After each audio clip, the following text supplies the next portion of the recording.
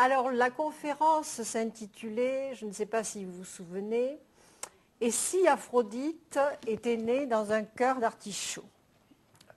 Vous doutez bien que ce titre a été choisi pour taquiner votre curiosité. Et Aphrodite, je pense que vous la connaissez tous, mais quand même, je ne vais pas résister au plaisir d'évoquer l'image de cette déesse qui sort nue, en toute beauté, de l'écume opalescente des vagues. C'est une image merveilleuse, c'est un mythe extraordinaire, tout en beauté, mais aussi tout en cruauté, parce que ce qu'on dit moins souvent, c'est qu'elle est la matérialisation du sperme de son père, Ouranos, qui a été châtré par son fils Chronos. Alors vous voyez, nous sommes dans la vie avec la beauté et avec la cruauté. Donc, évidemment, le mot aphrodisiaque est formé sur Aphrodite, donc l'aphrodisiaque, c'est ce qui va aider au plaisir de l'amour. Et vous allez me dire, qu'est-ce que viennent faire les artichauts dans cette histoire? J'ai mis cœur d'artichaut pour être plus correct, mais je ne sais pas si je vais toujours être dans mon langage politiquement correct. J'espère que je ne vous choquerai pas. Mais je suis obligée d'appeler un chat quand même. Bon, alors donc, là j'ai mis cœur d'artichaut, mais il y a quelques siècles, on disait carrément cul d'artichaut.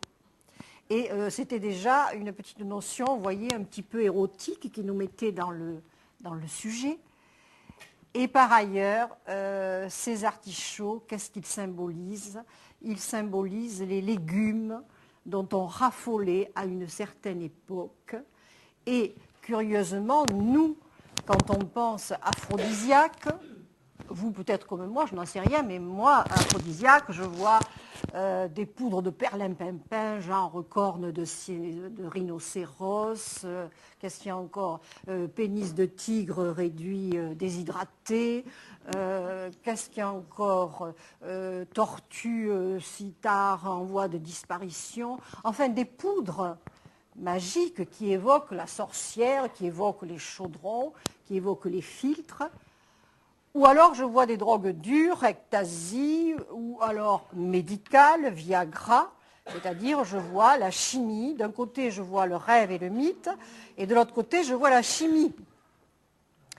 Mais ce que je ne vois pas beaucoup, enfin ce qui apparemment ne me paraît pas premier, c'est de trouver des aphrodisiaques quand je soulève le couvercle de mon faitout. Or, pendant des siècles, il semble que cela a été conçu ainsi. Donc, si vous voulez, l'objet de mon propos, ça sera de faire une petite enquête à travers les siècles et de voir le rôle de certaines substances relativement courantes, relativement quotidiennes, qu'on peut trouver dans son potager ou dans la vie de tous les jours, et de voir également comment elles ont été utilisées. Alors, il est évident que l'histoire de l'humanité est longue et que je ne pourrai pas évoquer toutes les époques. Donc, je vais faire comme les fabricants de gruyère, vous savez, qui pour goûter la qualité du fromage, puisent des sortes de carottes. Alors, goûtent ces carottes qu'ils ont prélevées et en déduisent la qualité du fromage. Alors, nous allons faire quelques petites carottes comme ça à travers les siècles. Et ce qui m'a donné l'idée de cette conférence, c'est ce bouquin que vous avez là, que vous pourrez lire si le sujet vous a intéressé, et qui s'appelle Le Platine en François. C'est un titre un peu curieux, c'est le nom de l'auteur. En réalité, ce monsieur s'appelle Bartolomeo Sacchi, ou Sacchi, c'est un Italien, qui a latinisé son nom en Platina. Et traduit, cela donne platine. Et son livre s'appelle, le titre c'est De honesta voluptate, je suis professeur de latin, vous allez vous en rendre compte, De honesta voluptate et valetudine, c'est-à-dire à propos du plaisir honesta, honnête, politiquement correct, enfin, conforme aux normes de l'époque, étoile et tout dîner et à propos de la santé. Bien, alors j'ouvre ce bouquin, je me dis bien, je vais trouver des quantités de renseignements sur l'amour à cette époque. Et alors j'ai été très surprise parce que j'ai trouvé une liste d'ingrédients.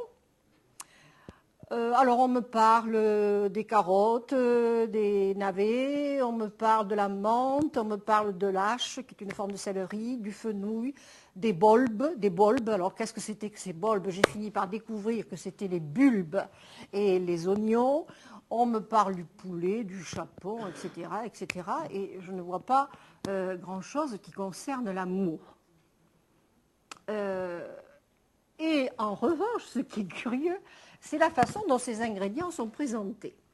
Alors, on va par exemple vous parler d'un légume assez anodin, comme par exemple les fèves. Alors, on va vous dire, les fèves, en somme, déjà, on a la notion de alicament, vous savez, les médicaments, aliments. Hein. Et on va vous parler des fèves, et accompagné des fèves, vous allez avoir la liste des indications positives et des contre-indications, exactement comme lorsque vous allez acheter vos remèdes à la pharmacie. Alors, donc, les fèves, par exemple, vous donnent bonne complexion, parce que c'est en vieux français, réchauffent le corps, vous nourrissent, mais en revanche, quelquefois, produisent des effets défavorables sur la vessie, provoquent la maladie de la pierre, c'est-à-dire donnent des calculs, hein, dessèchent le sperme, oulala, hein, et tolite enlève le talent de procréer. C'était quand même très très curieux tout ceci. C'est exactement comme lorsque vous allez au restaurant, on vous propose la carte, on vous dit voilà, vous avez du foie gras préparé voyons, dans un caramel d'épices, et en face il y aura votre taux de cholestérol, hop, comme ça. Tarte tatin, oh ça va être délicieux aussi, bien sucré, mais alors le diabète, comme ça. Donc, et après, alors après toutes ces précautions, vous avez la recette. On vous met en garde. Hein. Par exemple, on va vous parler des raves. Les raves, alors c'est les betteraves, c'est tous ces tubercules qui poussent sous terre. La pomme de terre n'est toujours pas là, hein, hormis la brave pomme de terre, qui n'a pas d'effet secondaire, mais ils ne la connaissent pas à cette époque-là, parce que ce que j'ai oublié de vous dire, emporté par mon élan, c'est que nous sommes à la fin du Moyen-Âge. À la fin du Moyen-Âge et au début de la Renaissance. Donc il n'y a pas de pommes de terre, il n'y a pas de haricots, vous allez voir, c'est désastreux. Et on va vous parler des raves, et on va vous dire, alors les raves provoquent gonflement de l'estomac, donnent une haleine puante et fétide, empêchent la décoction. Alors, qu'est-ce que c'est que la décoction? C'est la digestion. Alors, surtout si vous les mangez au premier service. Au deuxième service, mélangés à d'autres viandes, vous pourrez les avaler. Provoque également des ventosités inflatives. Oui, j'ai eu du mal à retenir tout ce jargon, hein, parce que ce n'est pas très très facile. Alors, les ventosités inflatives, vous comprenez tout ce que c'est? D'accord. Et alors, ils ont une curieuse façon de concevoir les ventosités inflatives, car, nous disent-ils, ventosités inflatives qui meuvent la luxure, oui, et qui meuvent la luxure et provoquent le talent d'engendrer. Il y a quelque chose de bizarre. Quelque chose de bizarre qui se passe, c'est-à-dire il y a un phénomène d'analogie. Tout ce qui va vous faire gonfler, messieurs, va faire gonfler également certaines parties intéressantes de votre anatomie. Alors je continue ma petite enquête.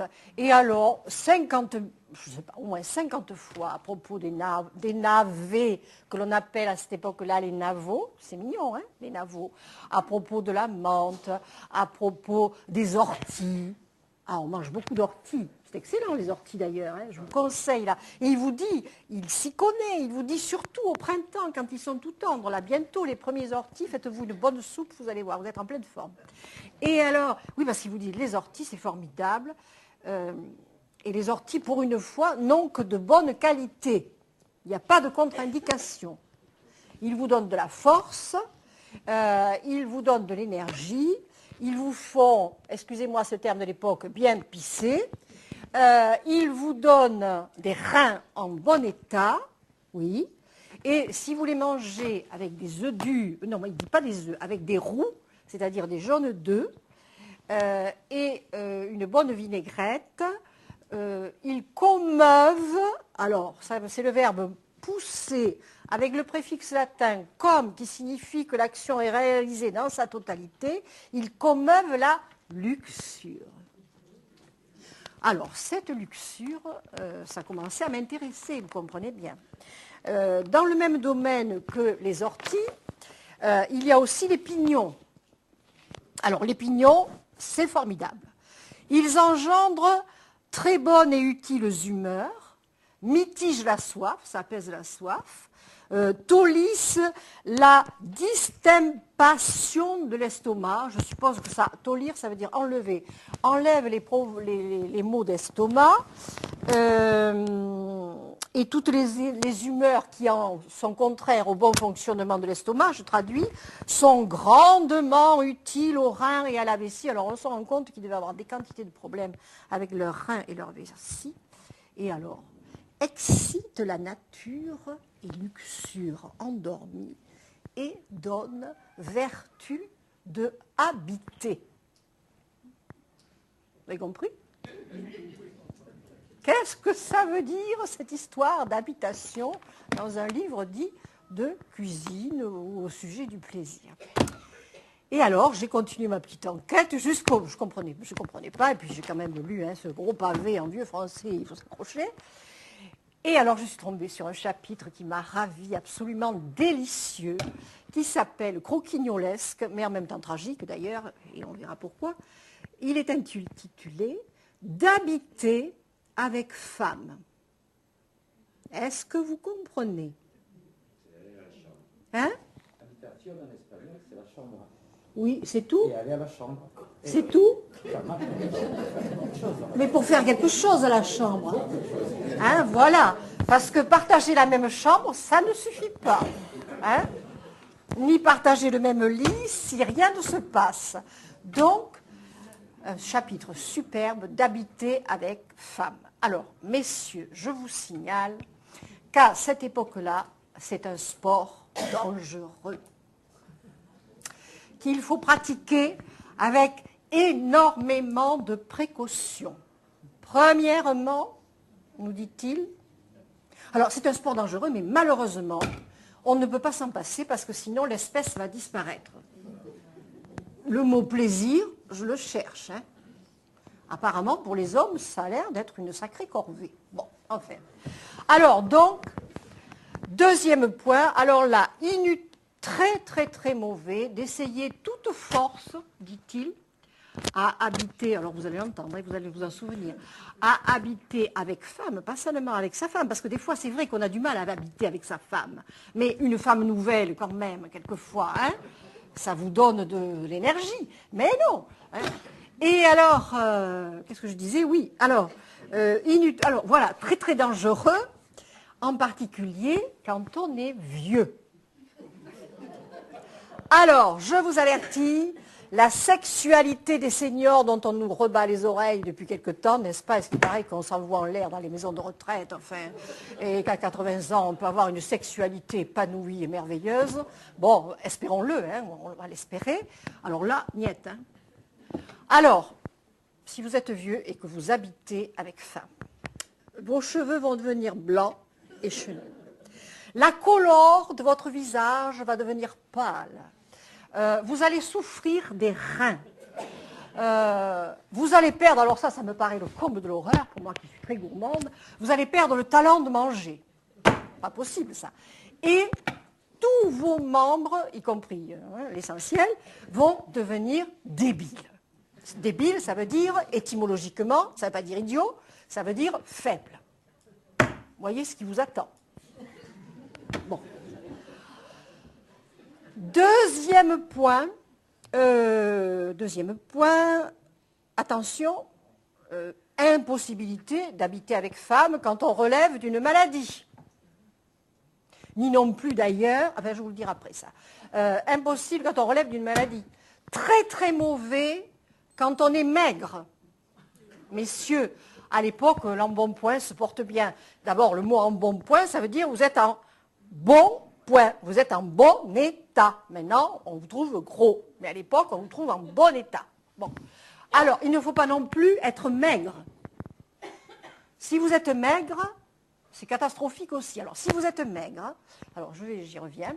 Donc, alors, vous devez être ni vieux, ni gros, ni maigre, ni relevant de maladie.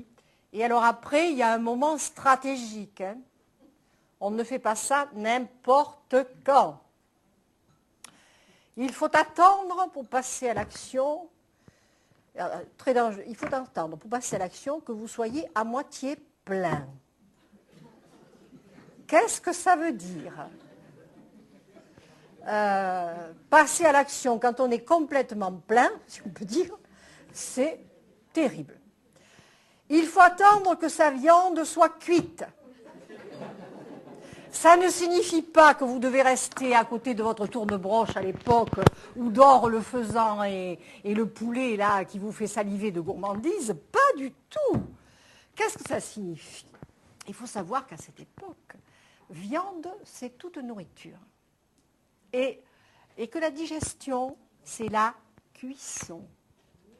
Donc, pour passer à l'action, messieurs, il faudra attendre que vous ayez, votre viande soit à moitié cuite, c'est-à-dire que vous ayez à moitié digéré. Ah!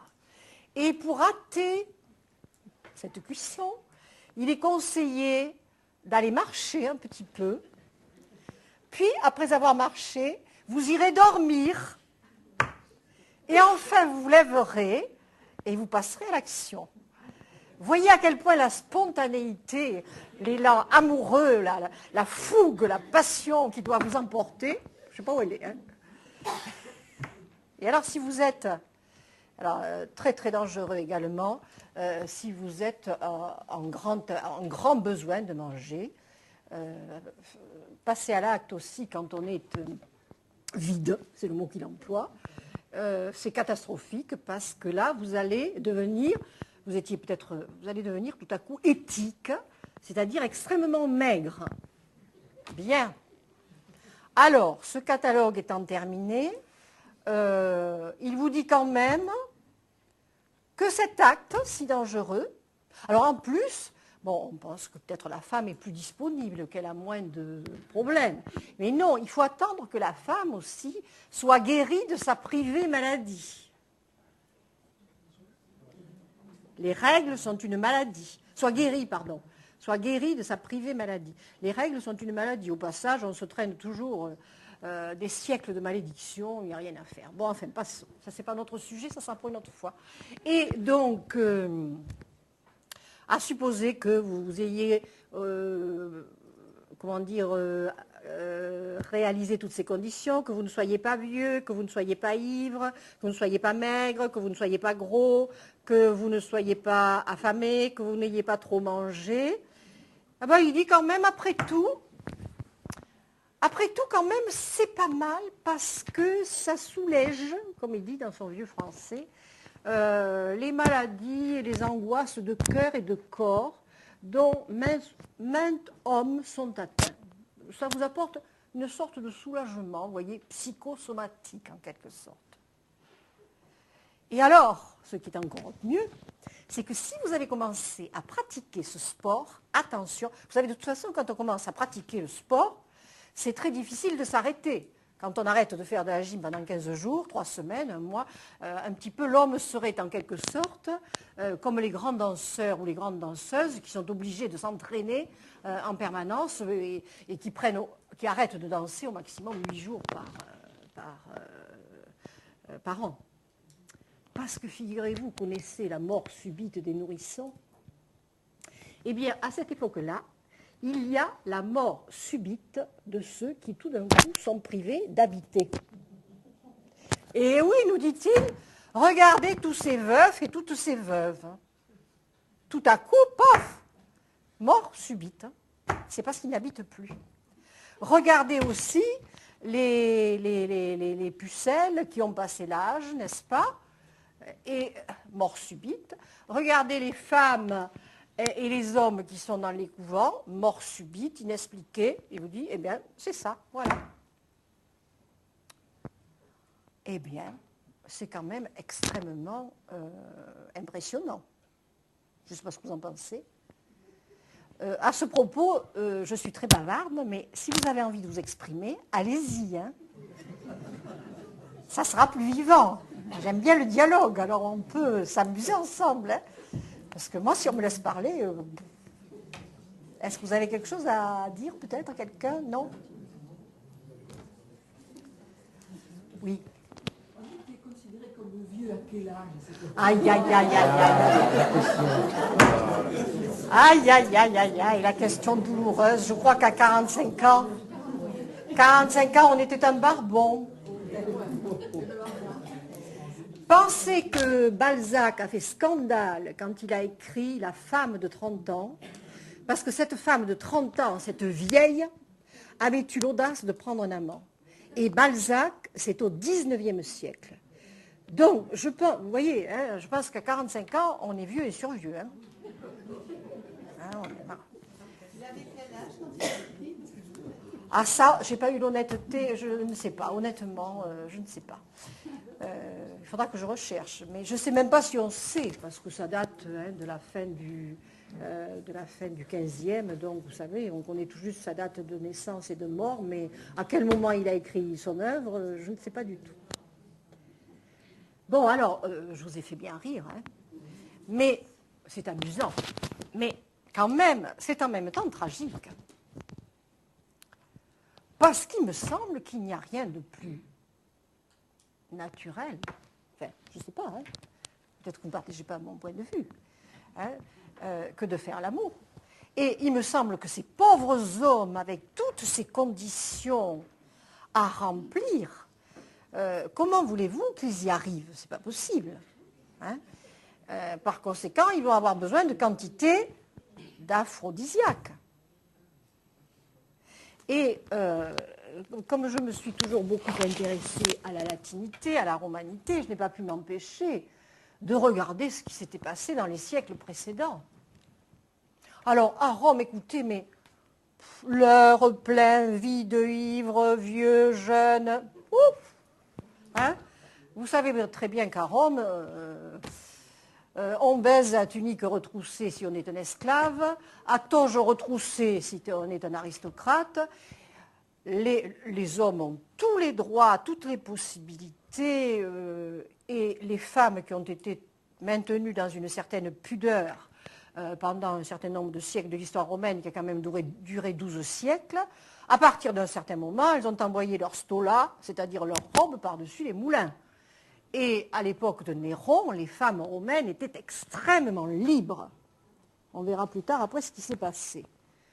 Donc, à tel point que, par exemple, il y a une scène de ménage entre un aristocrate et sa femme, et sa femme le traite de ancillaloria, c'est-à-dire coureur de servantes, tu es toujours en train de trousser les servantes, et son mari lui dit, et toi tu es une lectillaloria, c'est-à-dire tu es toujours en train de trousser les porteurs de tuniques, de litières.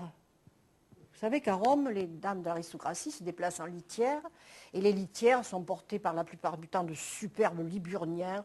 On prend des gars bien bâtis, musclés, beaux, parce que c'est un peu comme les chevaux de course dans un attelage du 19e siècle. On allait se promener au bois de Boulogne, la grande cocotte, avec tout son tralala, et il lui fallait de superbes chevaux. Là, l'aristocrate qui descend à Rome, et il lui faut aussi de superbes liburniens, alors de superbes, noirs, c'est la litière qui s'appelle liburnienne, je mélange. De superbes noirs, parce qu'alors on leur met une tunique blanche, ça ressort bien, et c'est très, très, très agréable à l'œil. Donc, il y a à l'époque romaine une liberté de mœurs extraordinaire pour les hommes et pour les femmes, surtout pour les hommes. Il n'est pas question, à cette époque-là, de partie honteuse. Hein? Le sexe masculin, je dirais, vit au grand jour, si on peut employer cette expression. C'est-à-dire que vous allez rencontrer des phallus, je suis obligée de le dire, j'allais dire dans toutes les matières, en ivoire, c'est chic, hein, en ivoire, sculpté dans le marbre, dans le bois, dans la terre glaise. Alors on en fait des objets de décoration. Ils participent à la vie de tous les jours. Une lampe à huile, un support d'objets. Les enfants, les garçons, portent autour du cou une amulette qui est un phallus. Mais une jeune poêle-là, une jeune vierge aussi. Et il y a dans certains coins de Rome des phallus là, érigés, et les gens en passant font une petite caresse gentille au phallus, de la même façon que nous, quand nous allons à Saint-Pierre de Rome, nous baisons la pantoufle, ou je ne sais plus quoi, le pied de Saint-Pierre, qui m'aide, le pouce de Saint-Pierre. Enfin, ça n'existe peut-être plus, mais ça c'est longtemps fait. Donc, je dirais qu'on a dit qu'il y avait des phallus partout, parce que ça indiquait des maisons closes. Pas du tout. Vous vous rendez compte du nombre de maisons closes qu'il y aurait eu. Pas possible. En réalité, le phallus à Rome est symbole de fertilité et de fécondité. Et la fertilité dans une société qui a besoin d'enfants, parce qu'on ne les fait pas aussi facilement que maintenant, parce qu'il y a des quantités de femmes qui meurent en couche, parce qu'il y a la mortalité infantile est très très importante, qui a besoin d'enfants et qui a besoin de récoltes, parce qu'on n'a pas tous ces produits chimiques dont on gave nos récoltes, mais qui poussent quand même abondamment, il faut bien le reconnaître. On n'a pas tous ces moyens de conservation. Donc une bonne récolte, c'est vital. On connaît encore les années maigres. Donc tout ce qui est vie, fécondité, n'est pas une partie honteuse qu'on va cacher sous une feuille de vigne. Hein, c'est Marie Desisca qui a inventé la feuille de vigne, dont on apparaît les statues après. C'est quelque chose qu'on exhibe au grand jour. Parce qu'en plus, alors là je crois qu'il faudrait que nous nous achetions toute une collection de petits phallus à porter autour du cou, parce qu'il a des vertus apotropaïques. Hein?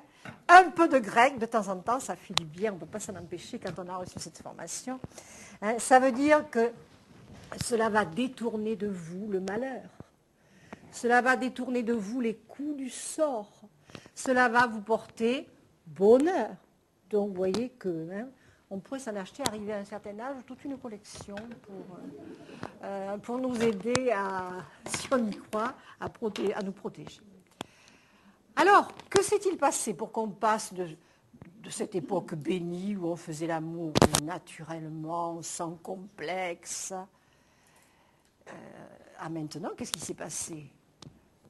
Ben, il y a eu le poids de la religion catholique. Je suis désolée, de vous enlever vos illusions. Le péché originel, qui est un péché de connaissance au départ, si on peut dire, il s'est transformé en péché de chair. Et imaginez ce que c'était qu'une société où on vivait sans la notion de faute religieuse. Vous voyez? On était parfaitement libérés. Il y avait peut-être d'autres tabous, je le suppose, mais il y avait quand même un poids qui ne pesait pas sur nous et qui, même si vous n'êtes pas pratiquant, même si vous avez l'impression d'être un mécréant, est passé par la religion judéo-chrétienne et qui fait que dès qu'on prend un peu de plaisir, pas forcément le plaisir du sexe, mais du plaisir au sens large, simplement le plaisir d'un beau paysage, d'un bon plat, tous les plaisirs possibles. Il y a cette notion de culpabilité qui fait le terrain de tous les psychiatres. Alors là, je vous assure que hein, c'est une manne pour eux. Bon, enfin bref. Et non seulement il y a eu la religion chrétienne, mais il y a eu aussi, à la fin de l'époque romaine, les philosophes stoïciens qui s'en sont mêlés. Et alors qu'autrefois on satisfaisait ses plaisirs avec beaucoup de désinvolture, hein, si vous lisez Épicure, il vous dit oh là là, hein, si les plaisirs de la chair te travaillent, tu les accomplis, puis on n'en parle plus. Hein. Sénèque, lui, et les stoïciens, la modération, la maîtrise de soi. Il n'est pas question de faute là, vous voyez, mais il est question de maîtrise sur son propre corps. Et donc, beaucoup moins de liberté de mœurs. Et alors, qu'est-ce qui s'est passé? Il y a eu ce cas, Aline Roussel, qui est un grand ponte de l'étude de la romanité tardive, a appelé la contamination spirituelle. C'est-à-dire que les philosophes stoïciens, la religion catholique, se sont retrouvés en accord hein, pour nous dire que le plaisir, c'est souvent coupable et que la notion de plaisir est peu acceptable. Voilà pourquoi, à l'époque de Platine, le pauvre Platine est obligé d'avaler des quantités de légumes, heureusement, qui vont lui permettre d'exciter sa luxure, de la faire naître, parce que, avec tous ces interdits qui pèsent sur lui, je ne sais pas si elle arrive à naître naturellement. On n'a pas idée de ce que c'était le poids de la religion à ces époques-là.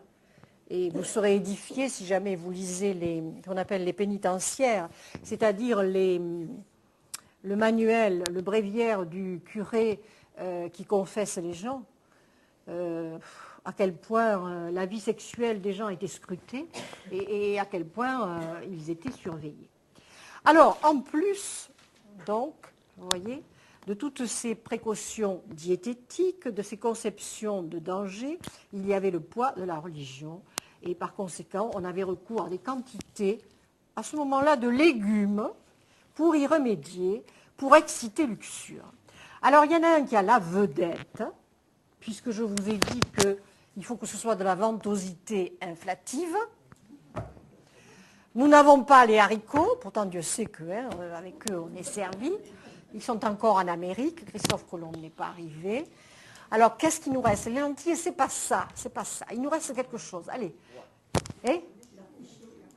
L'artichaut est exotique, il va arriver avec Catherine de Médicis, on en parlera tout à l'heure. Il est réservé à quelques aristocrates, l'artichaut encore. Alors, le melon. Non, c'est froid le melon. Alors, il y a une théorie dont je n'ai pas eu le temps de vous parler. Il faut manger des légumes pour exciter luxure au chaud. Il faut que vous échauffiez. Hein? Alors, il faut que ce soit stiltatif, comme ils disent. Oh là là. Et le melon est froid, le concombre est froid, ça va pas. C'est froid, hein, c'est vrai. Et les pois chiches, bien sûr. On les appelle les cis à cette époque-là. Cicéron, c'est normal. Alors, vive le pois chiche. Hein. Alors ça, d'autant que Platine s'appuie sur un médecin arabe. Parce qu'à cette époque-là, comme médecine, qu'est-ce qu'on connaît? On connaît la médecine grecque, qui est passée par le filtre des Romains, et qui est encore connue par les médecins arabes. Est-ce que vous voyez? Et on va fonctionner jusqu'à la fin de la Renaissance, pratiquement, avec des théories médicales absolument farfelues, mais qui ont l'imprimatur, si je puis employer ce mot, d'Oribase, qui est un médecin latin qui a compilé toutes les recettes de médecine qui pouvaient exister à l'époque, de Dioscoride, qui est un grec, j'ai cherché dans un dictionnaire, mais médecin grec dont les recettes, dont les les médications sont absolument erronées, mais bon, il a connu son succès et on a continué à vivre avec ça. Parce que vous voyez, c'est assez catastrophique. Alors, qu'est-ce qu'il nous dit? Il nous rappelle qu'Oribase condensait ainsi la contribution du Kiker Arietinum. Arietinum, ça veut dire le bélier, parce qu'un pois chiche vu de profil, ça fait un peu les cornes d'un bélier. Oui, hein? Alors, le coït, pour être complet, a besoin de 3 choses. La première est un surcroît de chaleur qui se communique à la chaleur naturelle et excite l'appétit vénérique, c'est-à-dire vénérien. Hein, c'est Vénus, là. Où est-ce que j'en suis? La seconde est un aliment nutritif, doué en même temps d'une humidité qui humecte le corps et accroisse la somme du sperme. Le troisième est de développer des vents et de la tuméfaction qui se transmettent aux veines de la verge. Toutes ces choses se rencontrent dans le pois chiche. Vous avez quand même une vague intuition de comment les choses se passaient, puisque quand même c'est un problème, tout cela, vous le savez, de vasodilatation. Mais alors, les vents du pois chiche, je crains que ce soit totalement inefficace. N'empêche, qui c'est qui mange des pois chiches? Eh bien, c'était tous les sultans d'Arabie avec tout leur harem, n'est-ce pas, hein? Il y a 36 000 recettes avec des pois chiches. Alors, je ne sais pas s'il y a un rapport de cause à effet, je ne sais pas. Dans un traité érotique, il est conseillé à un pauvre sultan qui n'y arrivait plus, le pauvre, il était épuisé, d'absorber pendant 4 ou 5 jours un bouillon de cuisson de pois chiches. Et est-ce qu'il paraît qu'arrosé avec un petit peu de miel, la machine allait repartir. Et il prouvait d'ailleurs qu'aux étalons, qu'est-ce qu'on donnait? Eh bien, on donnait des pois chiches. Donc, moralité, si vous voulez atteindre la luxure, alors mangez, alors en vrac, je vous le dis, des orties, des pignons, des navets, la brave carotte. Alors la brave carotte, on ne voit pas le rapport, il n'y a rien d'aussi anodin, aussi gentil qu'une carotte, mais c'est la forme. Hein, toujours pareil. Hein, on en parlera après, hein, de l'origine, n'est-ce pas? Avec tous les proverbes, c'est dans les vieux pots qu'on fait les bonnes soupes, mais avec des nouvelles carottes, vous connaissez. Bon, enfin bref. Et les orties, je vous l'ai dit, les pignons, certaines épices. Attention, alors, il y a une épice extraordinaire dont il faut quand même que je vous parle, hein, puisque ça fait partie des grosses épices. Il dit le monsieur là, les grosses épices pour le peuple. Parce que les épices fines viennent de loin, muscade, girofle, etc. Tout ça, vous comprenez que le pauvre, le citoyen basique comme vous et moi, il n'y avait pas accès. Alors, en revanche, le citoyen basique comme nous, il avait accès aux épices, aux grosses épices. Ils appellent ça les grosses épices, qui sont les boulbes, c'est-à-dire les oignons. Et alors, au pays d'Henri IV, l'ail. Évidemment, il est aphrodisiaque et contre-aphrodisiaque, hein, parce que la laine d'un monsieur ou d'une dame d'ailleurs qui a consommé beaucoup d'ail, c'est pas quand même un régal. Hein, à tel point que dans certaines religions, je ne sais plus laquelle c'est, si c'est bouddhiste, il est interdit à ceux qui ont consommé de l'ail de pénétrer dans le lieu de culte.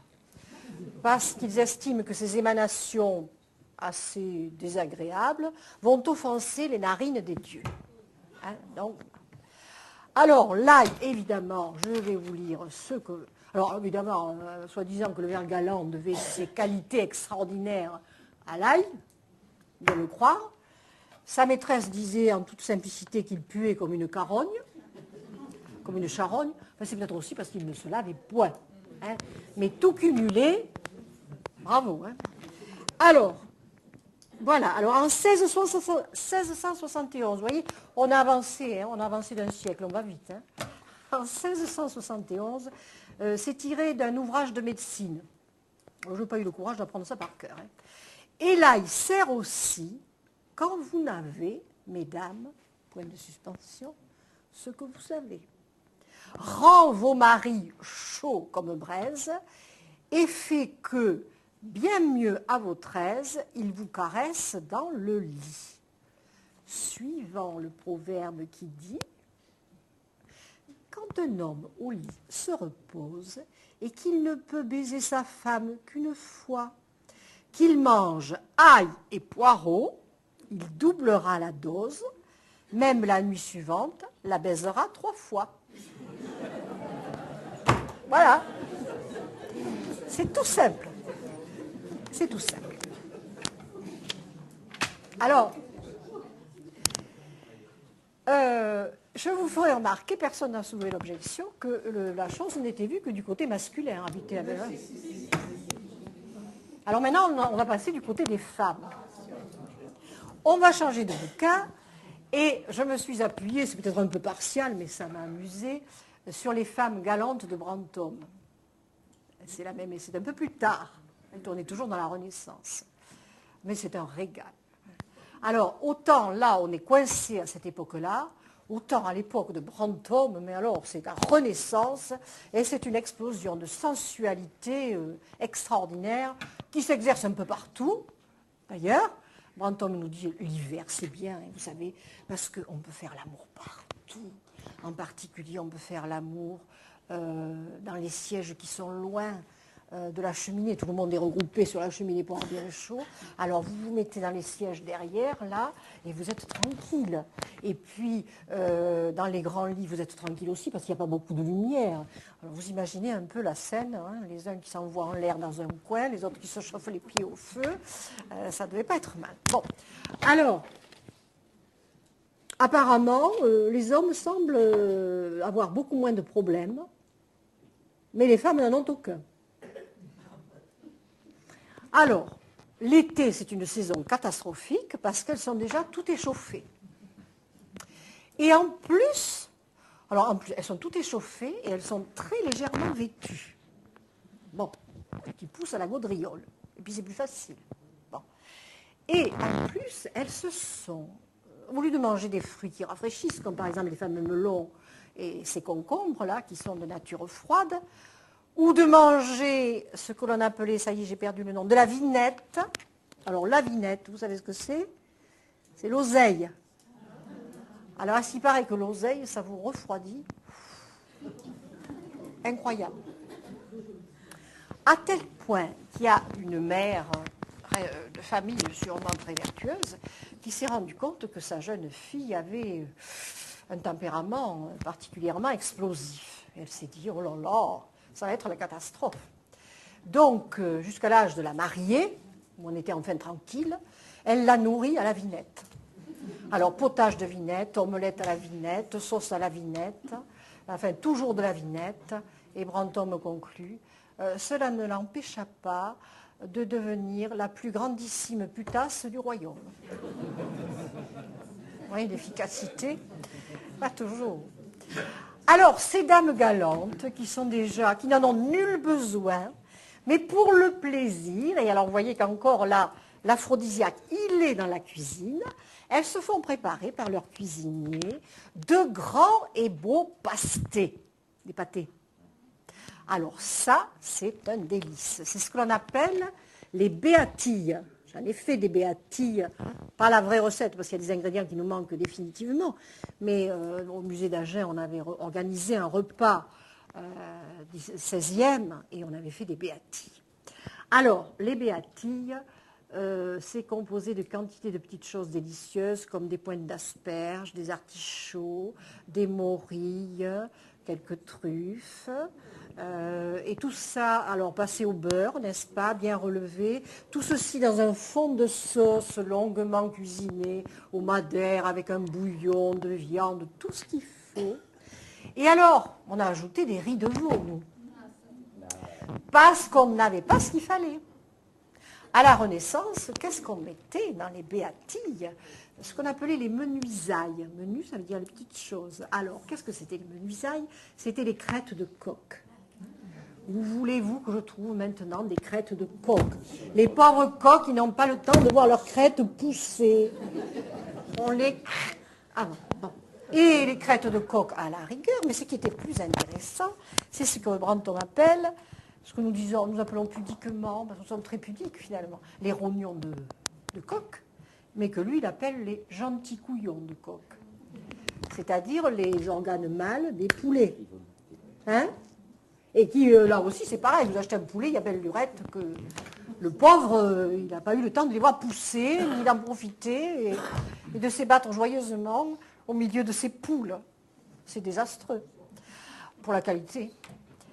Alors, il y a un petit jeu en plus extraordinaire. C'est dans un grand pâté qu'on sert à ces dames, et c'est un jeu. Alors, avec leur fourchette, qui vient juste d'apparaître, et qu'on a accusé à un certain moment d'être l'instrument du diable, donc c'est parfait pour la coquinerie, hein. Ou alors carrément avec les doigts, parce qu'on mange encore beaucoup avec les doigts, comme Louis XIV mangeait avec les doigts, et Louis XVI aussi. Vous savez ça? Louis XVI, il mangeait avec les doigts, moi on lui dit, mais enfin, Majesté, vous mangez avec les doigts. Mais dit le grand Louis XVI, c'est pour faire un peuple. Comme le peuple a été reconnaissant de ça. Alors, elle plante la fourchette, c'est un peu comme la fève, vous savez. Elle plante la fourchette dans le plat et elle pique ce qu'elle pique. Ah! Un cœur d'artichaut, blanc, c'est-à-dire au jeu de cartes, comment on dit, je ne sais pas, capot 0, je vous joue très peu aux cartes. C'est pas la bonne carte, ça ne va pas. Bon. Par contre, elle repique, si elle tombe sur un pouillon de gentils coqs jaulés, comme ils les appellent, elles disent « bénéficez !»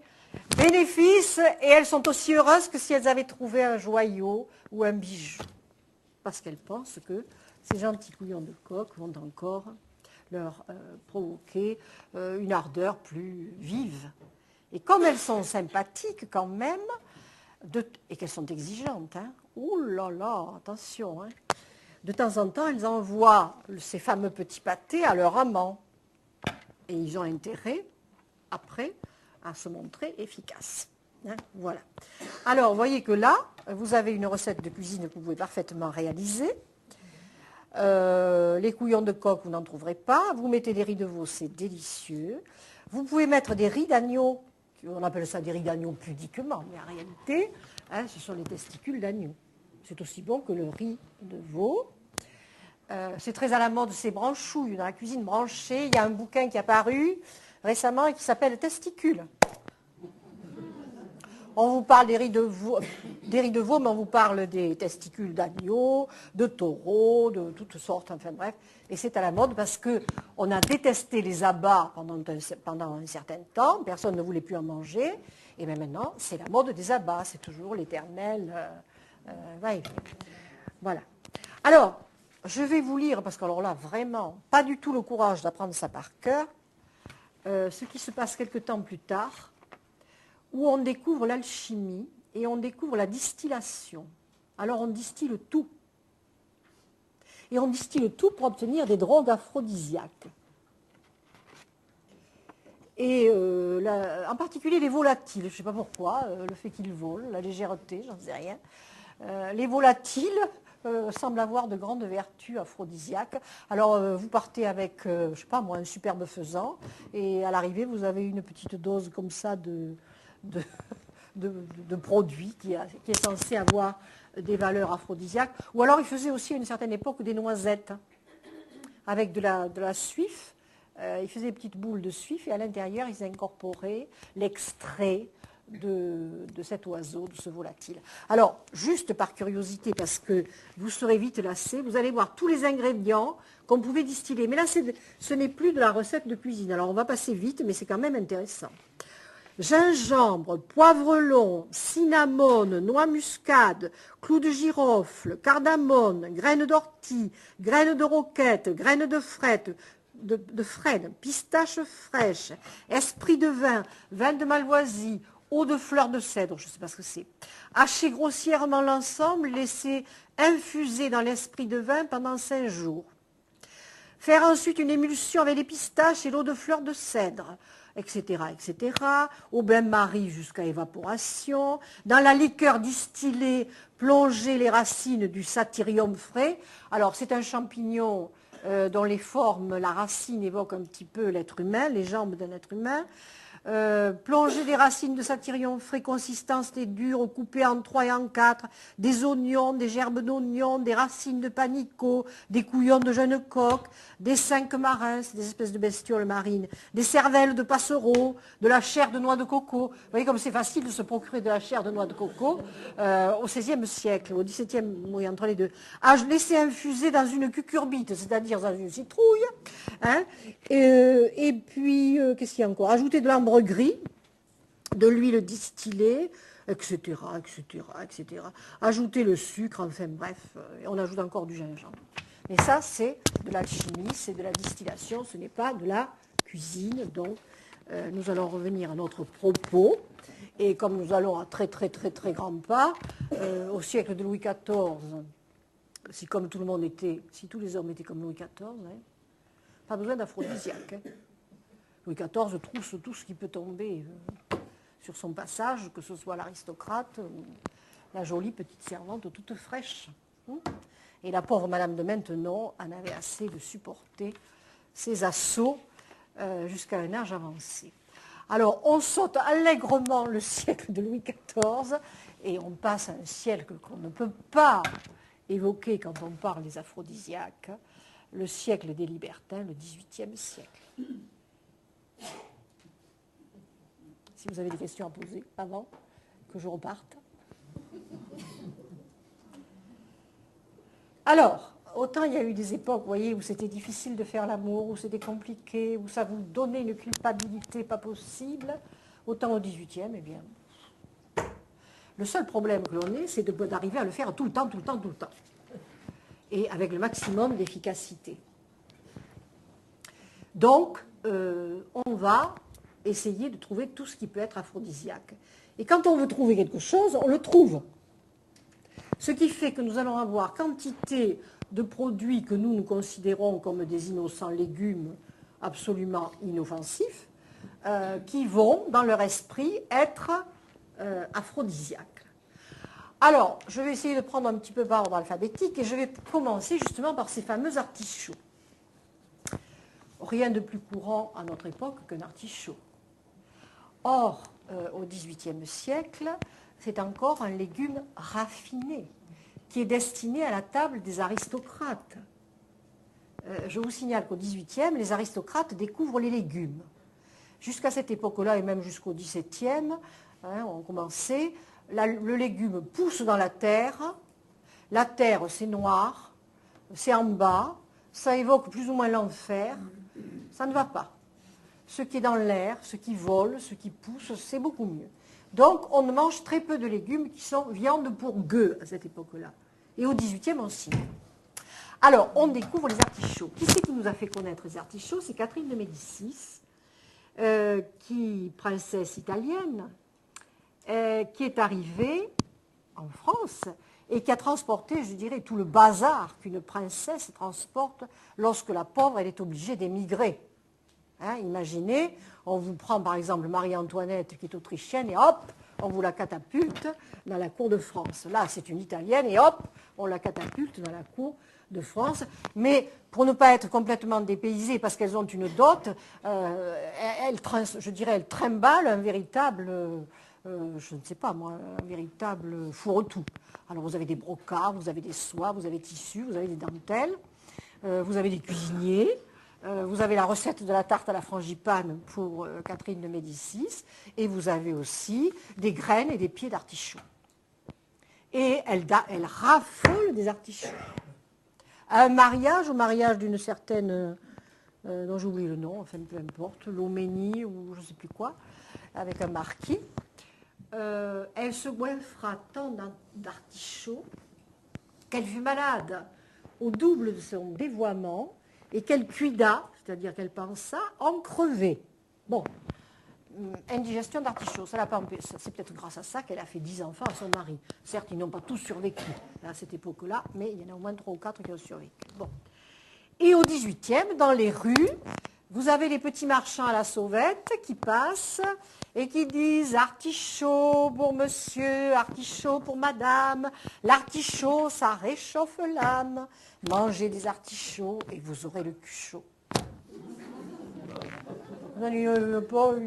Ça vous donne une petite idée de l'ambiance décontractée, détendue, qui régnait à ce moment-là. Hein.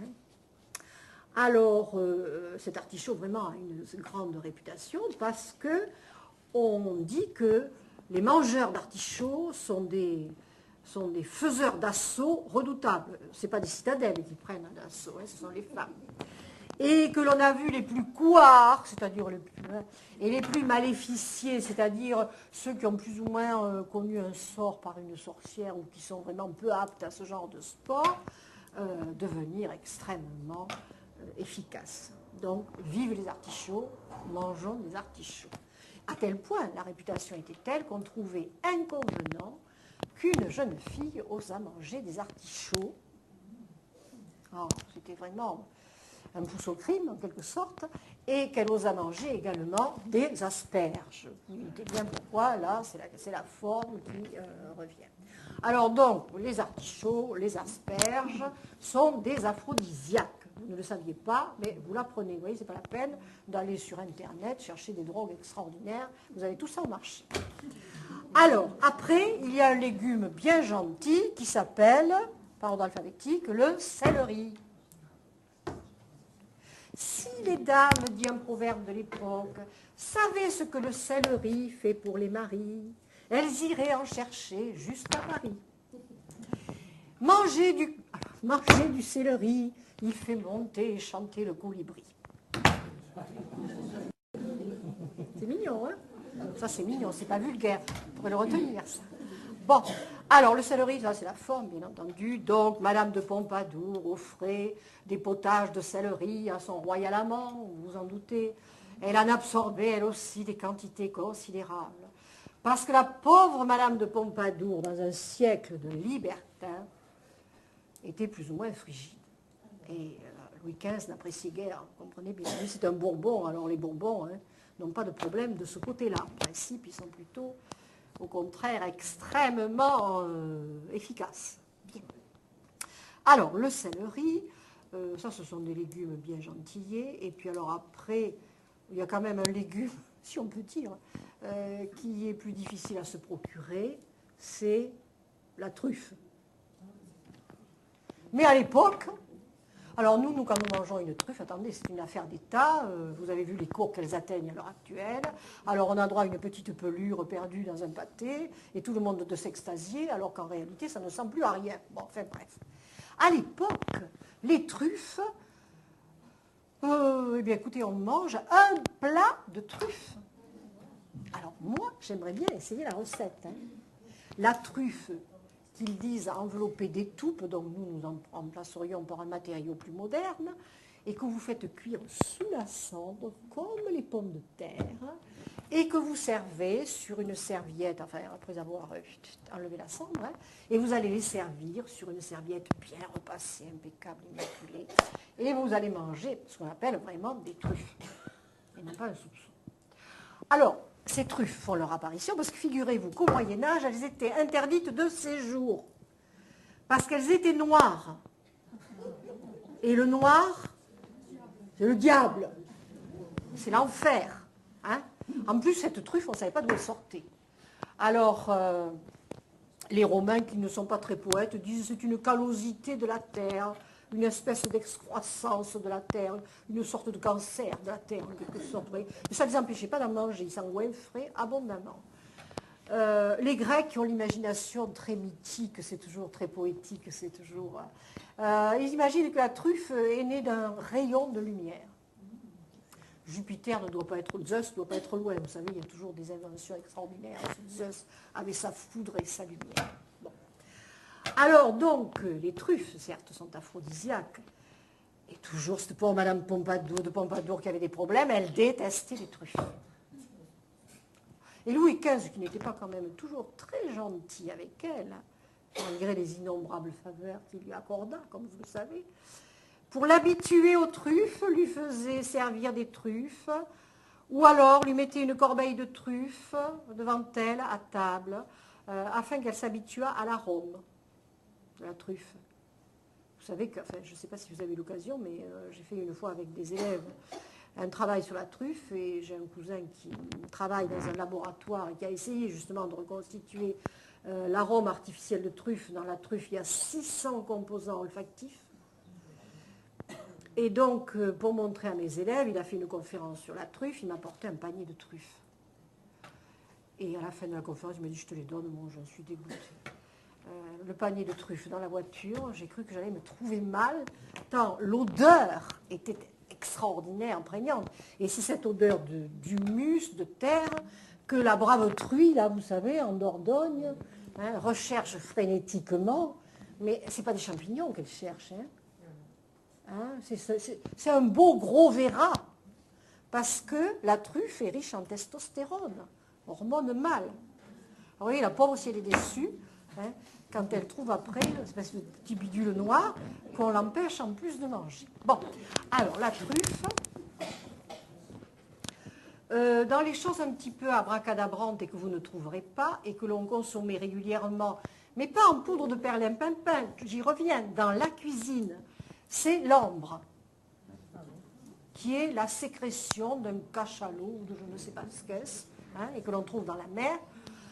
J'ai essayé d'en acheter d'abord. Je pense qu'on ne m'a pas donné la véritable ambre parce que ça coûte une fortune, c'est introuvable. Mais c'est ce qui donne cette odeur d'eau de Cologne. Vous savez, l'eau de Cologne de Jean-Marie Farina, les trucs comme ça. Alors imaginez ce que donnent des crèmes parfumées à l'ambre. Et c'était fréquent à cette époque-là. Et on en faisait aussi des bonbons. Alors le duc de Richelieu, pas le grandissime, mais un successeur, qui était un séducteur redoutable, non seulement se parfumait à l'ambre, mangeait des crèmes à l'ambre, mangeait des pastilles à l'ambre, il empestait l'ambre. À tel point que sa femme, lassée, d'abord sa femme, il faut que je vous dise qu'il en a épuisé 3, qu'il est mort à 99 ans à cette époque-là, vous vous rendez compte de ce que c'était, à l'époque de Louis XIV, que pour lui, 2 femmes se sont battues en duel, et qu'il a dit, je ne donnerai pas une mèche de cheveux, ni pour l'une de mes cheveux, ni pour l'une, ni pour l'autre, qui à 90 ans s'est remarié avec un tendron de 18 ans, il était 2 fois veuf, enfin, vous voyez, et qui était un spécialiste des assauts amoureux, mais je ne crois pas vraiment que ce soit l'ambre. Alors sa femme en avait tellement assez de cette odeur d'ambre, qu'elle a utilisé un déodorant particulier, un petit peu difficile à manier quand même. Elle a convoqué son fermier, elle lui a dit « Faites-moi entrer un troupeau de moutons entiers dans mon hôtel particulier. » Troupeau de moutons entiers, vous savez que le mouton, la laine est grasse et que le suif, la graisse, capte les odeurs, retient les odeurs. Et que puisque je parle de Grasse, à Grasse, si vous avez visité le musée des parfums, on vous explique qu'il y avait la technique de l'enfleurage, je crois, qui consistait pour capter les arômes olfactifs à emprisonner les fleurs, les roses de Grasse et les jasmins, dans de la graisse de bœuf que l'on pressait. Et on obtenait des parfums compacts, des petits pots de crème et qui gardaient le parfum. Alors donc vous aurez l'ambre, dont abusait le duc de Richelieu. Et puis vous aurez quelque chose qui est quand même beaucoup plus pratique, ce sont les huîtres. Les huîtres. Alors ce sont les huîtres, mais au XVIIIe, on redécouvre les huîtres fraîches. Parce que jusqu'à ce moment-là, on mangeait beaucoup les huîtres salées, conservées dans la saumure, je me demande ce que ça devait donner, ou alors on les mangeait cuites. Monsieur Pinard, là, dont on parlait tout à l'heure, le cuisinier du Louvre, a une excellente recette tirée du Moyen-Âge, une petite purée de pois chiches, de pois cassés dans lesquels auquel on ajoute du gingembre, du poivre long, du poivre sécube. Vous recueillez le sucre, si vous voulez, hein. Vous ne passez pas à la moulinette, non, au chinois.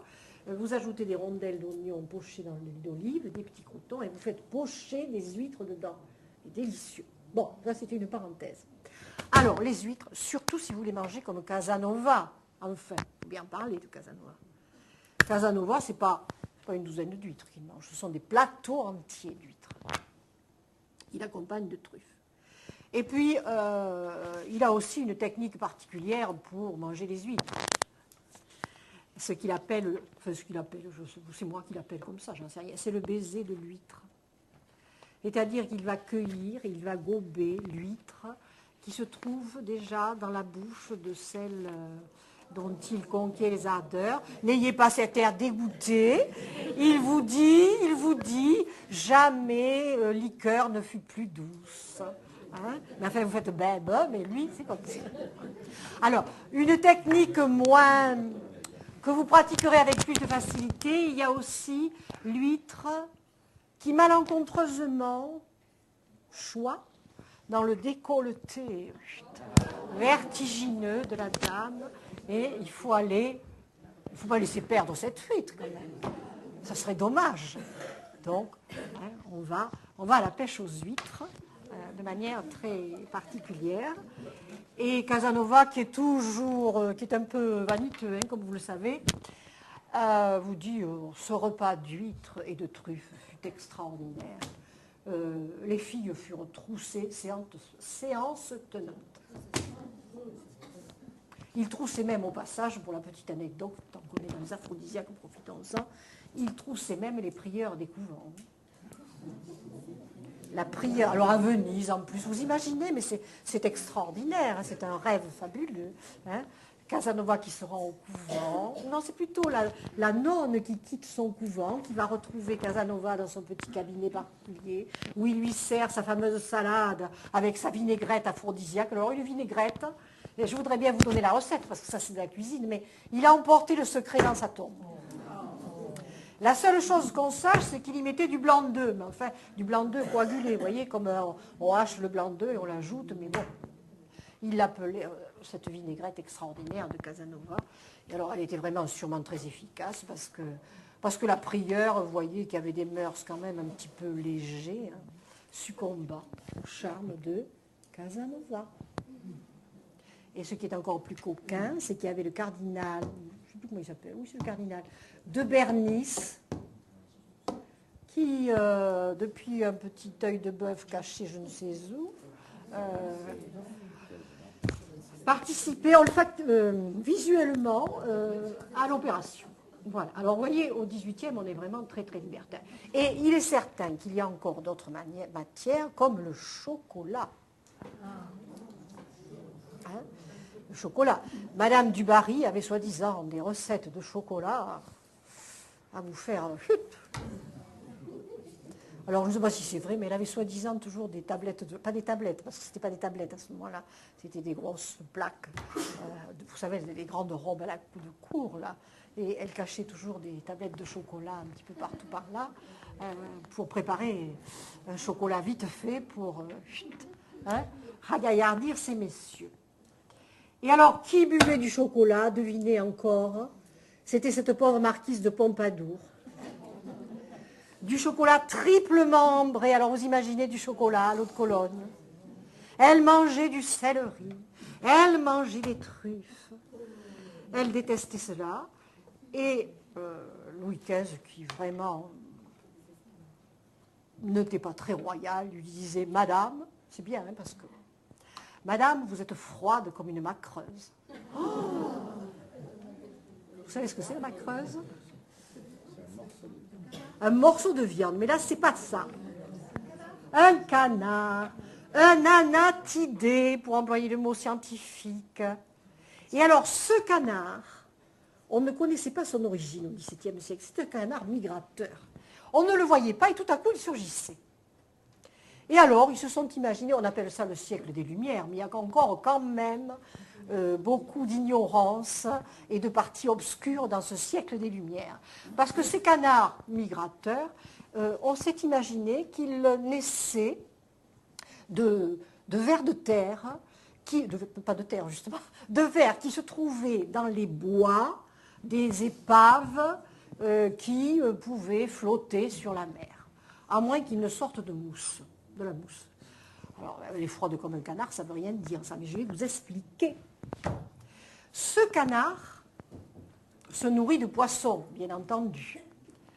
On le voit nager, on ne le voit jamais voler. On en conclut que c'est un oiseau à chair froide, Donc, qui dit chair froide, dit poisson. Or, on a beau être au siècle des libertins, il faut encore respecter 40 jours de carême, sans viande. Hein? Et on ne plaisante pas, même le roi fait le carême. Au temps de François Ier, d'ailleurs, vous aviez intérêt à faire le carême, parce que sinon, on vous faisait griller à votre tour, là, comme hérétique sur le bûcher. C'est ce qui a failli arriver à Marot, vous savez, ce poète-là, hein, qui a été dénoncé par sa maîtresse. Je ne sais pas ce qui s'était passé entre eux, ils s'étaient disputés. Et sa maîtresse est allée dire du côté du tribunal ecclésiastique, mon amant a mangé du lard pendant le carême. Et il a été emprisonné, il a été jugé, il devait être brûlé vif. Et heureusement que François Ier, qu'il aimait beaucoup et à qui il avait envoyé un très joli poème dans lequel il se comparait à un rat, qui mange le lard, c'est normal, l'a gracié, sinon il disparaissait. Alors vous comprenez que tous ces gens-là qui étaient habitués à manger énormément de viande, de gibier, 40 jours sans viande, et bien voilà, ils avaient envie de viande. Et comme le canard se nourrissait de poissons et qu'il était à chair froide, eh bien on le considérait comme un poisson. Ce qui fait que pendant le carême, vous pouviez manger de la macreuse, ça changeait un peu. Donc dire à Madame de Pompadour, vous êtes froide comme une macreuse, c'est lui dire, vous êtes froide comme un poisson. N'oubliez pas qu'elle était née poisson en plus. Donc c'était d'une muflerie royale, je dirais. Hein. Et la pauvrette, elle a continué son régime aphrodisiaque, mais tout ce qu'elle a réussi à obtenir, c'est à se gâter le teint, qu'elle avait, dit-on, de lys et de rose, et s'est couverte de, je dirais, de urticaire de poisson, en quelque sorte. Voilà. Alors, donc, vous voyez, alors, au 18, alors j'ai encore quelques petits remèdes à vous proposer, très difficiles à trouver, mais qui ne sont pas des remèdes à l'époque, ce sont des choses que l'on consomme régulièrement, les cornes de cerf, mais toutes tendres, les bois nouveaux. Parce qu'il paraît qu'on fait un petit ragoût délicieux avec. Alors là, vraiment, j'ai jamais eu l'occasion d'essayer. Hein. Mais si vous n'avez pas la corne de cerf tendre, vous allez avoir les bois du cerf. Alors, avec les bois du cerf, c'est formidable. On le râpe et on obtient un parmesan aphrodisiaque. Vous voyez ? Et on peut en faire aussi ce qu'on apprécie beaucoup, des gelées. C'est un peu comme des pieds de porc, si vous voulez, ou des pieds de veau. Donc, on fait des gelées avec ces cornes de cerf que l'on parfume avec du citron, de l'orange, ou quelquefois, et que l'on sucre, quelquefois, que l'on colore aussi, avec du jus de betterave, donc ça devient rouge, avec de la poirée, cela devient vert, et c'est un mets que l'on sert fréquemment. Il est un aphrodisiaque naturel, entre parenthèses, et qui est cuisiné. Et dernier aphrodisiaque cuisiné, alors là je crains que vous ne soyez pas partant, c'est la vipère. C'est très bon, ça doit ressembler à de l'anguille, je ne sais pas, je n'ai jamais mangé. C'est même meilleur. C'est meilleur. Bon, alors donc il va falloir se lancer à la cueillette des vipères. Hein. Et alors, évidemment, tout ce qui est serpent, c'est toujours lié à l'éternité. Hein. Cléopâtre, vous savez, en Égypte, le serpent n'est pas du tout quelque chose de négatif, c'est le symbole de l'éternité. Hein. Et si Cléopâtre s'est fait piquer par 2 aspics, c'est qu'elle voulait dire « je suis immortelle et je vivrai toujours ». Elle a réussi son coup, hein, on en parle encore, hein, je ne sais combien d'années après. Bon, alors, le serpent, là, ça va vous donner une vigueur extraordinaire, et cela va vous empêcher, messieurs, et mesdames d'ailleurs, de vieillir. Et vous avez donc un grand seigneur de l'époque qui fait, alors je ne sais pas si ça a été efficace, qui fait chaque mois sa cure de vipère. Il ne se nourrit que de vipère, bouillon de vipère, vipère grillée, vipère en ragoût, jus de vipère, enfin je ne sais pas tout ce qu'il peut inventer. Mais plaisanterie mise à part, vous savez que les grands de l'époque raffolaient des volailles nourries aux vipères. En particulier, les chapons nourris aux vipères. Et il paraît que la chair, en ces cas-là, était bien meilleure. Voilà. Alors vous voyez, cette promenade qu'on a faite un peu à bride abattue, à travers toutes ces possibilités d'aphrodisiaque, doit peut-être vous amener à vous poser certaines questions. Oui, j'ai fini, mais je voudrais savoir la question, juste dire 2 mots. La question, c'est la question de l'efficacité. Nous sommes là. Alors je vais vous dire, c'est très simple. Où l'aphrodisiaque est efficace et il est dangereux, comme par exemple la cantharide, qui est issue des ailes d'une mouche espagnole, qui provoque des effets extraordinaires. C'est extraordinairement efficace, c'est ce qui paraît, mais c'est sûr. Mais vous avez les reins détruits. Or, vous savez très bien que les reins, on en a vraiment besoin pour vivre. Le Viagra, qui est dans un autre domaine, n'est pas sans danger. On est passé silencieusement, mais il y a eu un certain nombre de morts. Peut-être en avait-il abusé. Mais si vous allez sur Internet et que vous cherchez à propriété du Viagra, vous verrez qu'il est dit que le Viagra agit sur la vue.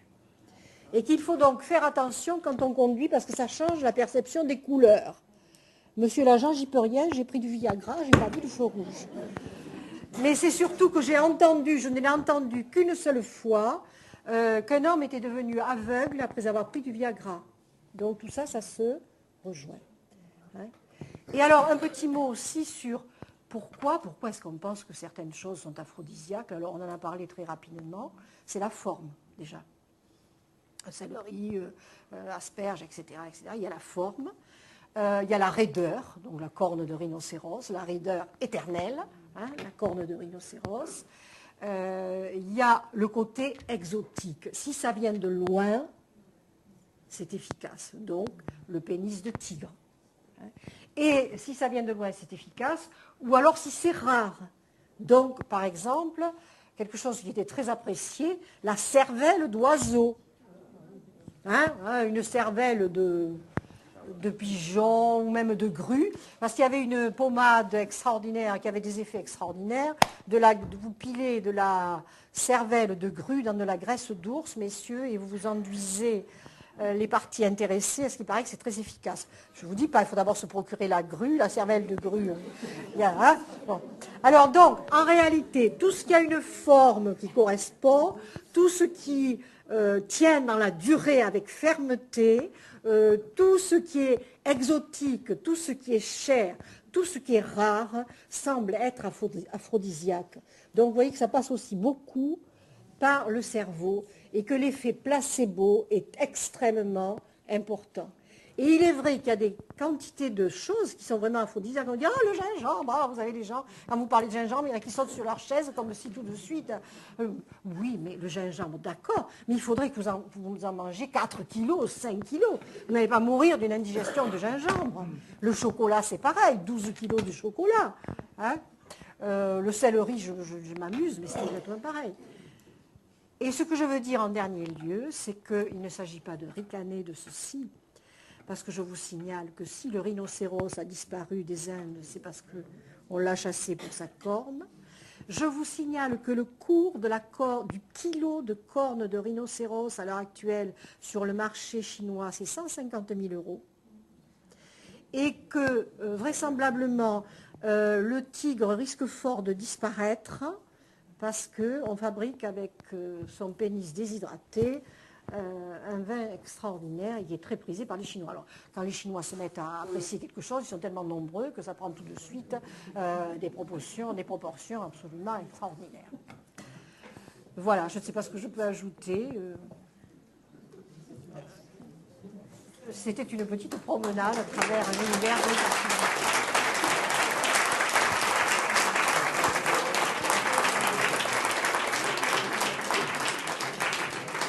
Si vous avez des questions à formuler... Alors, je crois que ce soir, on va regarder différemment tous les aliments qu'on va manger.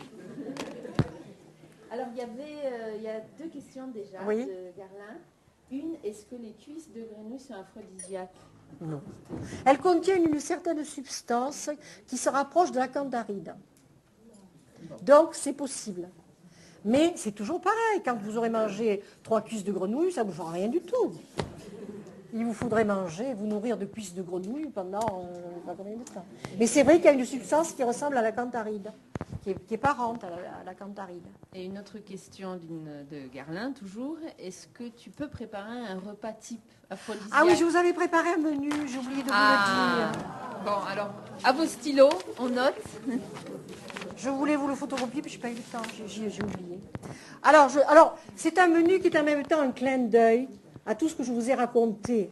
Comme ça, vous y penserez, ça vous amusera, j'espère. Alors, on va commencer par des huîtres. Mais c'est vrai que les huîtres contiennent du zinc et que le zinc favorise la production de testostérone, hormone mâle. Mais alors, vous n'allez pas vous goinfrer d'huîtres, en mourir, en crever, comme Catherine de Médicis.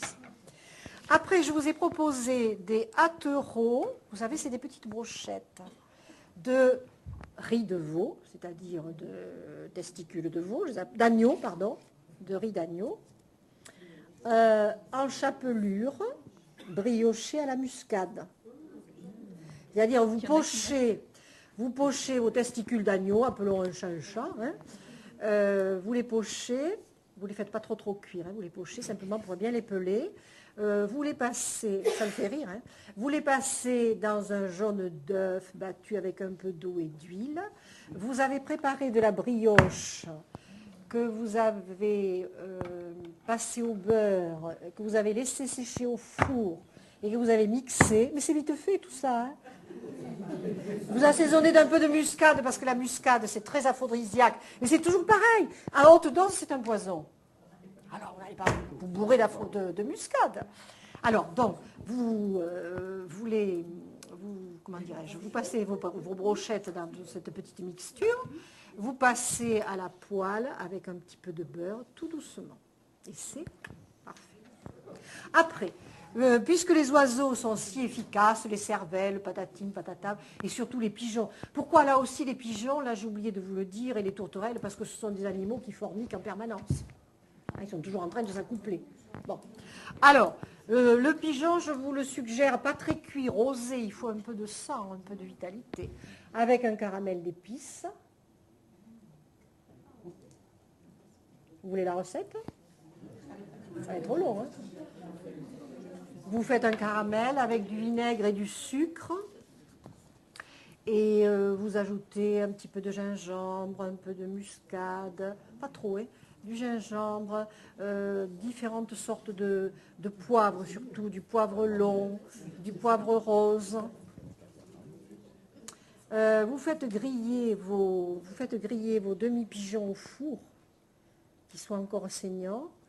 Vous les servez sur un toast grillé et nappé du caramel d'épices. Miam, miam. Alors après, pour aller avec, on va passer à nos artichauts. Des petits culs d'artichauts en beignet. Ça, c'est délicieux. Des tout petits artichauts violets. Hein, vous les coupez en 4 quartiers, une pâte à frire. C'est parfait. Alors, j'ai presque fini. Les asperges. Alors, les asperges, ça, c'est une recette de la Renaissance, c'est délicieux. Vous les faites simplement pocher, qu'elles restent fermes, qu'elles restent bien vertes. Vous les mettez après dans l'eau glacée, dans de l'eau glacée pour qu'elles restent bien vertes, si ce sont des vertes bien sûr. Vous les égouttez sur un torchon bien à plat, que surtout elles ne soient pas défaites, qu'elles gardent bien leur petite jolie pointe violacée et verte. Et vous allez les passer à la poêle dans un mélange de beurre, de poivre et de safran. Mais pas de la poudre de perlimpinpin, de safran. Du vrai safran, du pistil de safran. Que vous allez tout doucement délayer dans un peu d'eau tiède. Sinon, ça ne se fonde pas. Si ça cuit trop, le parfum s'en va. Donc, vous voyez, c'est une question de dosage. Et ça, je vous assure, c'est délicieux. Bon. Après, je vous propose, mais il faut avoir les moyens, une petite salade de truffes et de roquettes. Alors, j'ai oublié de vous parler de roquettes. Alors, la roquette, je l'ai oublié. Vous savez ce que disait le régent, c'est très mal élevé. Il disait, mangez de la roquette, et j'ose à peine le dire, et vous foutrez d'abondance. Bon, alors, je ne répéterai pas. Bon. Carré blanc. Car, censure. Et évidemment, on ne peut pas oublier le chocolat. Une petite mousse au chocolat avec des petits éclats de gingembre, vous savez, confit. C'est pas mal ça, hein? Ça vous dirait? Voilà. Et alors, vous terminez. Alors là, ce que je voulais vous dire, c'est que il n'y a pas de meilleur aphrodisiaque que le champagne. Et je vous dirai, avant un rendez-vous galant, on peut s'amuser. Je vous dirai ce qu'on dit aux élèves de grandes écoles quand ils préparent des concours, des oraux. Alors les oraux, ça passe, c'est épouvantable, je n'entends pas dans les détails. HEC, machin, tout ça, Polytechnique. Alors on leur apprend toutes les méthodes pour se présenter à l'entretien, répondre, sourire, argumenter. Et puis, en dernier ressort, on leur dit, et avant de partir, une coupe de champagne. Parce que dans le champagne, il y a un agent désinhibant qui empêche, qui vous libère. Ce que vous n'allez pas retrouver dans des vins trop corsés, trop capiteux, ça vous libère mais ça vous rend léger comme les bulles. Tandis que le vin trop corsé et trop capiteux, vous avez envie de dormir. Alors, ne servez pas un rouge capiteux à la personne que vous inviterez, sinon elle va s'endormir dans le fauteuil.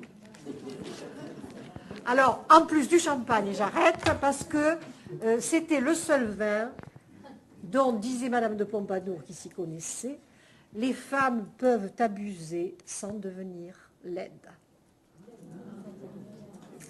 C'est très 18e, j'adore cette phrase. Mais alors, c'est pareil, n'avalez pas la bouteille entière de champagne. Juste de la légèreté. Je pense que j'ai une idée. L'année prochaine, on se fixe un rendez-vous. Oui. On va louer une salle. Et pourquoi pas, je vous tiens au mot. Et les gens dans les cyberbases aussi. Et on se fait un repas aphrodisiaque. Ah, mais avec plaisir. Je pense que Pau, on entendra parler à Pau. Mais voilà. Ah, mais avec plaisir, tout à fait. Bon. Je vous donnerai les recettes et puis je participerai à la fabrication parce que j'adore cuisiner, vous en doutez. Bon, mais écoutez, l'année prochaine, vous regardez bien le tableau, le panneau du temps libre. Il y aura un repas aphrodisiaque. Pourquoi pas? Oui. Alors, question dans... Attendez, je vous passe le micro parce que... Je n'ai pas épuisé le sujet. Non, il y a quelque chose qui m'a intriguée. Vous disiez que les truffes étaient mal vues parce qu'elles étaient noires. Au Moyen-Âge. Oui, mais les curés étaient habillés en noir ou pas à l'époque? Oui, ils étaient habillés en noir. Alors? Et Tartuffe? Donc c'est bizarre. Tartuffe, vous savez, Tartuffe, ça veut dire truffe. Bah oui. La tartuffe, c'est le nom qu'on donnait en italien à la pomme de terre. Et la truffe, c'est une pomme de terre noire, c'est la tartuffe. Mais c'était un signe d'austérité, là. Ah bon. Et oui, un signe d'austérité, parce qu'il y a une période où l'Église a été extrêmement chamarrée. Pensez au pape, au Borgia, les brocards, les soies. Et je pense que c'est contre la réforme, l'influence protestante, qui a recadré cela et qui a exigé que le prêtre soit en noir. Mais le prêtre est en noir, mais c'est très récent ça. La soutane, je ne sais pas exactement de quelle époque date la soutane, mais ça doit dater du 19e siècle. Les curés de cour, attendez, les abbés de cour, ils étaient en habit, en petit saulier, en petit talon rouge, frétillant, rubané. C'était pas la soutane. Oui, simplement une remarque là, parce qu'il y a quelques années, je travaillais justement sur les températures et donc les tempéraments, puisque c'est le même chaud mot. et froid. Voilà. Et c'est vrai que tu as donné un certain nombre de potions ou de légumes, enfin bon bref, qui augmentaient le tempérament de l'homme et donc la température de l'homme. Oui. Ceci étant, lorsqu'on augmente le tempérament et la température de la femme, elle devient forcément stérile, parce que de l'excès, rien ne peut naître. Voilà pourquoi on a fait manger des laitues. Voilà. Oui. Et au contraire, une femme qui est trop froide non plus ne donne rien. Et voilà, toujours pareil. Ce qui signifie qu'au fond, il faut la conserver constamment à la bonne température. C'est-à-dire, en général, dans la pièce où ça convient le mieux, c'est-à-dire La Près pièce du foyer. commune. Près du foyer. Près du foyer et la Voilà. pièce commune. Voilà. Alors il faut imaginer la promiscuité aussi. Hein. Ah non, c'est vraiment ce que je C'est voulais- extravagant, hein, c'est extravagant. Mais, et très curieusement, on a l'impression que dans les textes, on voit beaucoup plus de recettes pour calmer les femmes, pour les refroidir, que pour les échauffer. Hein. Les Oui, potions de laitue, là il est question de pavot et de pavot, de graines de pavot, pardon, pour les calmer. Hein.